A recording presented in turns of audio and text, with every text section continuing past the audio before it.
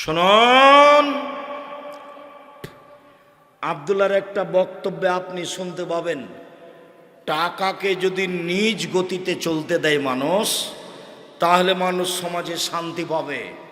আর টাকাকে যদি নিজ গতিতে চলতে না দেয়, তাহলে মানুষ বিপদে পড়বে, মানুষ ভিক্ষুক হয়ে যাবে। টাকার নিজ গতি কি? টাকার নিজ গতি হলো বিনিময়ে ব্যবহার হবে টাকা। আমি একটা টিস্যু বক্স নিলাম, বিনিময়ে কি দিলাম? টাকা। এইটা হলো টাকার নিজস্ব গতি। এই ছেলে, টাকার নিজস্ব গতি বলো তো কি? বিনিময়ে ব্যবহার হবে। আমি 1 কেজি বেগুন নিলাম, কি দিব? টাকা দিব। তাহলে টাকা কিসে ব্যবহার হলো? বিনিময়ে ব্যবহার হলো। কেউ যদি টাকা দিয়েই টাকা নেয়, তখন আর টাকা বিনিময়ে ব্যবহার হলো না, তখন তারা টাকার উপরে জুলুম করলো। মানুষ যদি মুদ্রার উপরে জুলুম করে টাকার উপরে, তাহলে মানুষ বিপদে পড়বে, এ কথাই ঠিক। আবার মনে রাখতে হবে, টাকার নিজ গতিতে চলতে দেওয়া মানে কি? টাকাকে বিনিময়ে ব্যবহার করতে হবে। আর টাকা দিয়ে যদি কেউ টাকা নেয়, তাহলে টাকাকে বিনিময়ে ব্যবহার করা হলো না, টাকার উপরে জুলুম করা হলো। তখন মানুষ বিপদে পড়বেই, এটা মনে রাখবেন। এই ছেলে, কথা খেয়াল করো না কেন? বলো তো, টাকার নিজস্ব গতি কি? বিনিময়ে ব্যবহার হওয়া। 1 কেজি মূলা কিনলাম, বেগুন কিনলাম, বিনিময়ে কি দিব? টাকা। যখন টাকা দিয়ে টাকা নিব, তখন কি বিনিময় হলো? হলো না, তার নাম সুদ। তার নাম সুদ। তখন জনগণ বিপদে পড়বে, এই কথা মনে রাখতে হবে। এই ছেলে, কি মনে রাখবা? টাকাকে নিজস্ব গতিতে চলতে দিতে হবে, তাকে বিনিময় ব্যবহার করতে হবে। তাকে নিজস্ব গতিতে চলতে না দিলে মানুষ বিপদে পড়বে, মানুষ নিঃস্ব হয়ে যাবে। সেটাই হলো টাকা দিয়ে টাকা ব্যবহার করা। মানুষেরা বলেছিল, ইহুদি খ্রিস্টানেরা বলেছিল, আরে বলেন কি, ব্যবসা তো টাকা বাড়ে, সুদেও টাকা বাড়ে। অকলু ইন্নামাল বায়ু মিসলু রিবা। সুদ হলো ব্যবসার মতো, সুদ হলো ব্যবসার মতো। সুদেও টাকা বাড়ে, ব্যবসাতেও টাকা বাড়ে। সুদেও টাকা বাড়ে, ব্যবসাতেও টাকা বাড়ে। তখন আল্লাহ তাআলা বলছেন, ভুল বলেছ। আহাল্লাহুল বায়ু ওয়া হাররামা রিবা। আল্লাহ সুদকে চিরদিনের জন্য হারাম ঘোষণা করেছেন, আর ব্যবসাকে চিরদিনের জন্য হালাল ঘোষণা করেছেন। আল্লাহ বলেছেন, পৃথিবীর মানুষ শুনে রেখো, ব্যবসা চিরদিনের জন্য হালাল, আর সুদ চিরদিনের জন্য হারাম। আরো মনে রাখবেন, আল্লাহ নবী বলেন, আত্তাজারা সাদিকুনা ইয়াউমাল কিয়ামা ওয়া শুহাদা সিদ্দিকুল আম্বিয়া। সত্যবাদী ব্যবসায়ীরা নবীদের সাথে জান্নাতে থাকবে। সত্যবাদী ব্যবসায়ীরা নবীদের সাথে জান্নাতে থাকবে। সুদখোরেরা নবীদের সাথে জান্নাতে থাকবে? আবার বলছেন, আত-তিজারাত মাল কিদ ওয়াল হালাফ। ব্যবসা করলে অনেক সময় মিথ্যা কথা চলে আসে, অনেক সময় অজান্তে কসম চলে আসে।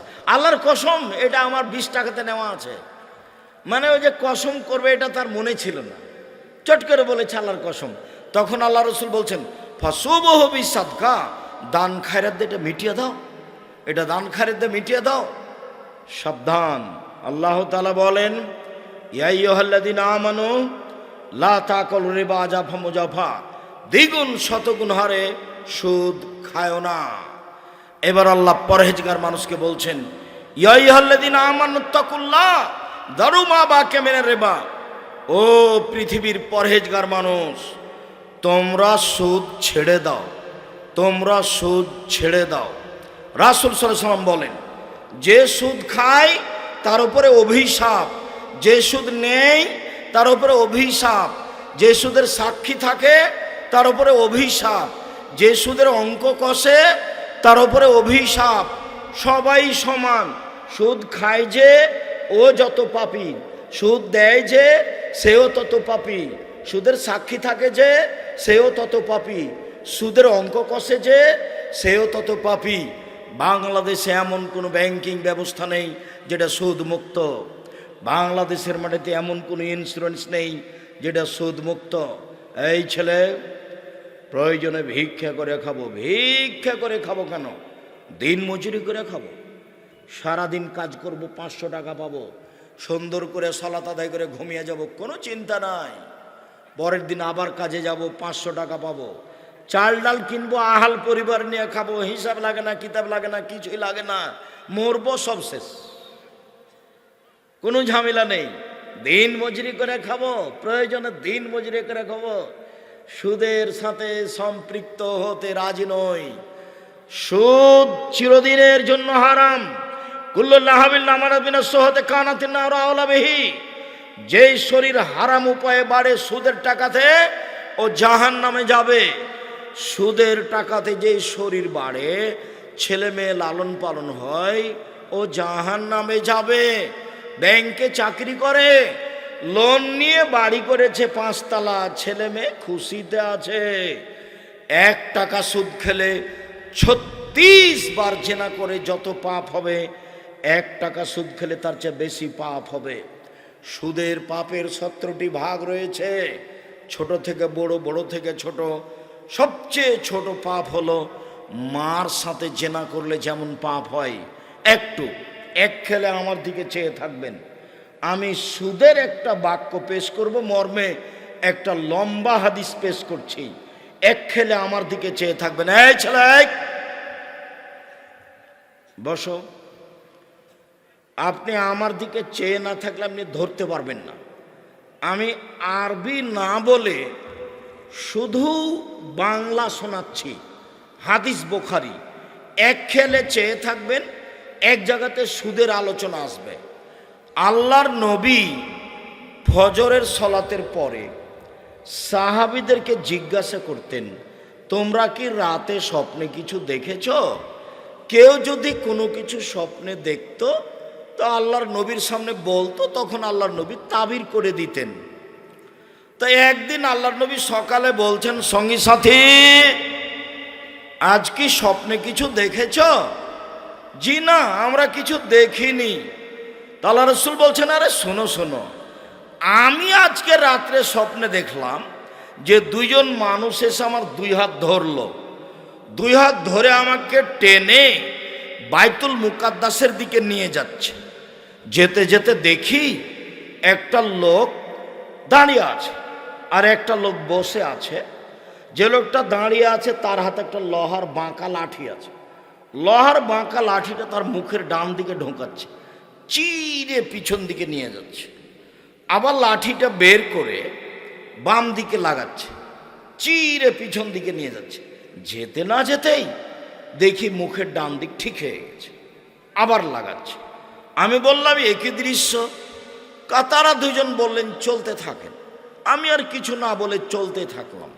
যেতে যেতে দেখি একটা লোক চিত হয়ে শুয়ে আছে, পাশে একটা লোক দাঁড়িয়ে আছে, হাতে একটা পাথর আছে, মারছে তার মাথার ওপরে। মাথাটা একবারে ভেঙে চৌচির হয়ে যাচ্ছে, পাথরটা ছিটকে দূরে চলে যাচ্ছে। ও পাথরটা আনতে যাচ্ছে, আনতে না আনতে দেখে মাথা ঠিক হয়ে গেছে, আবার মারছে, আবার ভেঙে যাচ্ছে। আমি বললাম, একই দৃশ্য। তারা 2 জন বললেন, চলতে থাকেন। আমি কিছু না বলে চলতে থাকলাম। যেতে যেতে দেখি একটা গর্ত, চুলার মতো, ওপর দিক সংকীর্ণ, নিচের দিক প্রশস্ত, ভিতরে আগুন জ্বলছে, ধাঁধা ধাঁধা ধাঁধা করে জ্বলে উঠছে। তো ওর ভিতরে যা আছে মনে হচ্ছে বের হয়ে পড়ে যাবে। আবার যখন কমছে তখন সব ভিতরে চলে যাচ্ছে। দেখি সেখানে পুরুষ এবং নারী উলঙ্গ হয়ে জমা ধরে আছে, ধাঁধা ধাঁধা করে উপরে চলে যাচ্ছে, আবার নিচে নামছে, আবার উপরে যাচ্ছে, আবার নিচে নামছে। জমা ধরে আছে পুরুষ নারী, ওদের গায়ে কোনো কাপড় নেই, আগুনের ভিতরে এভাবে জ্বলছে। আমি বললাম, এ কি? তারা 2 জন বললেন, চলতে থাকেন। আমি কিছু না বলে চলতে থাকলাম। দেখি একটা রক্তের নদী, নদীর পাশে একটা লোক দাঁড়িয়ে আছে, রক্তের নদীর মাঝামাঝিতে একটা লোক আছে। তো যে লোকটা পাশে দাঁড়িয়ে আছে তার হাতে একটা পাথর আছে। লোকটা যেটা রক্তের মাঝামাঝিতে আছে ও উঠার চেষ্টা করছে, যতবার উঠে আসছে ততবার মুখের উপরে পাথর মেরে তাকে রক্তের নদীর মাঝামাঝিতে করে দিচ্ছে। আমি অবাক হয়ে গেলাম। আমি বললাম একই দৃশ্য। তারা দুইজন বললেন চলতে থাকেন। আমি কিছু না বলে চলতে থাকলাম। আস্তে আস্তে দেখি একটা বাগান, সবুজ বাগান, অনেক বড় বাগান। দেখি একটা অনেক বড় গাছ, গাছের পাশে দেখি একটা বৃদ্ধ মানুষ বসে আছে। দেখি সামনে অনেকগুলি ছেলে, পাশে দেখি একটা লোক আছে, ওর হাতে একটা লোহার লাঠি আছে। দেখি ও আগুনকে এইভাবে উত্তেজিত করছে, আগুনকে খেপিয়ে তুলছে। এরপরে ওরা দুইজন আমাকে গাছের উপর দিকে নিয়ে চলে গেল। দেখি একটা সুন্দর ঘর গাছের উপরে, সেই ঘরে আমাকে ঢুকিয়ে দিল। আল্লাহু সামাদ লাম আরা আহসানা কাত্ত। আমার জীবনে আমি এত সুন্দর ঘর কোনোদিন দেখিনি। সেখানে আছে যুবক, যুবতী, বাচ্চা ছেলে, পুরুষ, বৃদ্ধ, সব মানুষ আছে। ওরা আমাকে বের করে নিল, ওপরে নিয়ে গেল আর একটা ঘরে। আল্লাহু সামাদ। পরের ঘরটা আগের ঘরের চেয়ে আরো অনেক অনেক অনেক সুন্দর। সেখানে আছে যুবক, সেখানে আছে বৃদ্ধ মানুষ। আমি বললাম, এই শোনো, এতক্ষণ যা দেখলাম বলে দাও। কি দেখলাম? হ্যাঁ বলে দেব, শোনেন। এই ছেলে শোনো, যারা দিনী বোন আছেন একটু খেয়াল করেন। তোমরা খুব প্রস্তুতি নাও, মুরব্বী আপনারা খুব প্রস্তুতি নেন। এখন বিবরণ হবে এগুলো কি।